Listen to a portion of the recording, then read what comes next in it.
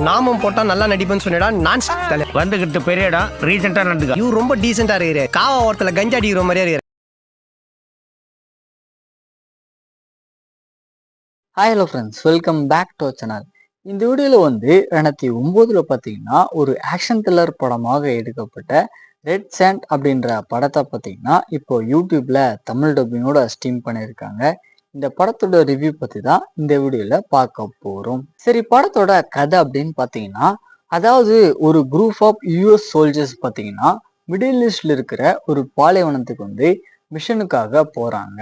போன அந்த இடத்துல இவங்களுடைய வேலையை பார்த்தீங்கன்னா சரியா செஞ்சுட்டு இருக்கும்போது வித்தியாசமான ஒரு சிலையை பார்த்தீங்கன்னா இவங்க பாக்குறாங்க. பாக்குறது மட்டும் இல்லாத அது பார்த்தீங்கன்னா சுட்டு உடைச்சிடுறாங்க. உடைஞ்சு போன அந்த சிலையில இருந்து ஏதோ அமானுஷமான விஷயம் பார்த்தீங்கன்னா வெளியே வந்துடுது. ஸோ அடுத்த நாள் இவங்களோட லைஃப்ல நடக்கிற சம்பவம்லாம் என்ன, கடைசியா என்னாச்சு அப்படின்றதுதான் இந்த படத்தோட கதைக்களமா இருக்கு. ஆக்சுவலா இந்த படத்தோட ஸ்டோரி பார்த்தீங்கன்னா ஒரு நல்ல ஸ்டோரியா இருந்தாலுமே படம் பார்க்கும்போது அந்த அளவுக்கு பெட்டரா இல்லை அப்படின்றது தான் உண்மை. ஆக்டிங் வைஸ் அப்படின்னு பார்த்தீங்கன்னா படத்தை நடிச்ச எல்லாருமே ஒரு ஓகேவான பர்ஃபார்மன்ஸை கொடுத்துருப்பாங்க. படத்துல வரக்கூடிய விஎஃப்எக்ஸ் ஒர்க் எல்லாம் பார்த்தீங்கன்னா ரொம்பவே பிலோ ஆவரேஜா பண்ணியிருப்பாங்க. படத்துல வர கேரக்டரோட பேக் ஸ்டோரி அப்படின்னு பார்க்கும்போது எந்த ஒரு கேரக்டருமே பார்த்தீங்கன்னா படம் பார்க்கும்போது சுத்தமா கனெக்டே ஆகலை.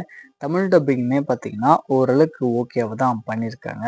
ஃபைனலாக இந்த படம் பார்த்தீங்கன்னா ஒரு பிலே ஆவரேஜான ஆக்ஷன் த்ரில்லர் படமாக தான் வந்திருக்கு.